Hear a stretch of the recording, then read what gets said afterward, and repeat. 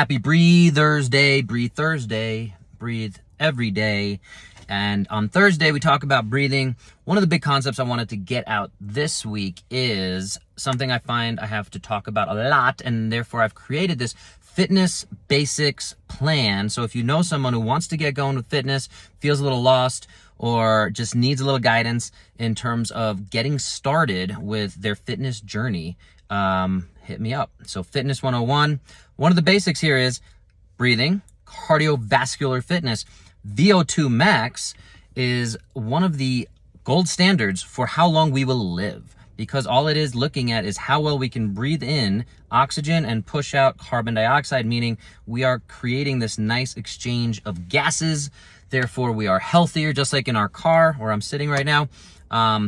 You want to be able to put gas in, and that gas gets used into efficiency to drive your car.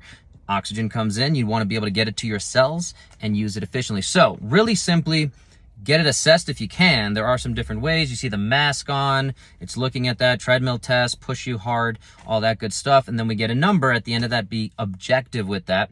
There's a few other ways we can do that without all the fancy equipment. Run for 12 minutes, see how far you can go.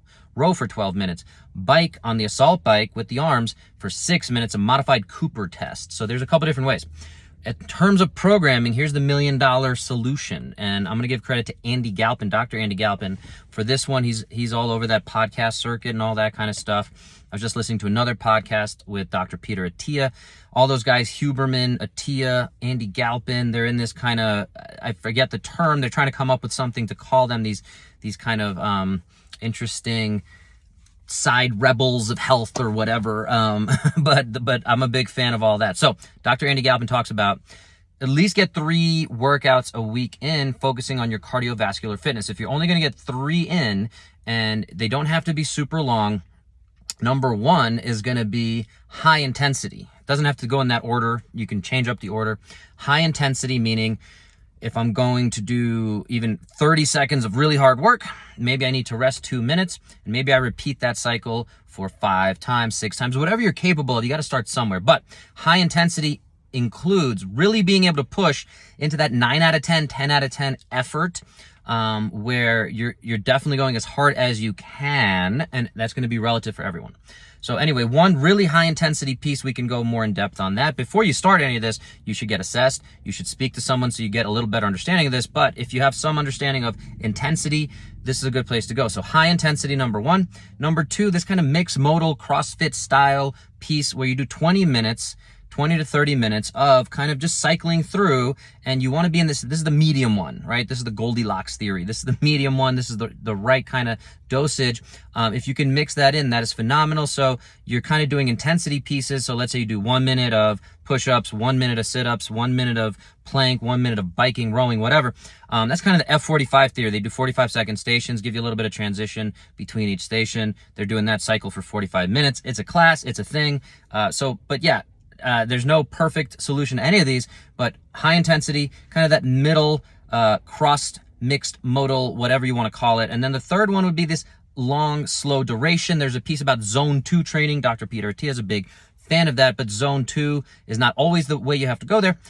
That kind of slow, sustained effort, in terms of cardiovascular health, there's very few things that we know that are better than that. So if you haven't gone into that deeper, longer range of, let's say, doing an hour of even walking or 4 hours of hiking, but consistent movement, keeping that heart rate elevated above, let's say, 120 beats per minute. I'm a 39-year-old man. My max heart rate, theoretically, if you subtract your age from 220, right? Let's call me 40. I'm going to turn 40 this year. So my max heart rate is 180. I know I've gotten it into 190, just reading off my Whoop, and we can argue about how accurate that is. But anyway, the idea is to stay somewhere in that 60% effort for long periods of time. The longer you can sustain that, the better our cardiovascular health, the more we're improving that original VO2 max that we talked about. Okay, I'm done ranting. Thanks for sticking with me if you made it this far. Summarizing one more time, cardiovascular health, try to have that mix. If you're only always doing that long, slow duration, we think you're leaving some money on the table here, right? There's other pieces that we could be doing more effectively, more efficiently. So think about it.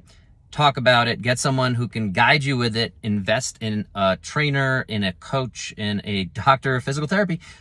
We can help you find someone who understands exercise science, and we can talk more about what makes sense for you wherever you are. So I have my 70-something-year-old clients, I have my 20-something-year-old clients, even teenage clients who want to build on this. We're all going to get some version of the same thing, but it's how do we modify it to fit you, to fit that individual. All right. Happy Breathers Day. Breathe Thursday. Don't forget to breathe today. Talk to you next time.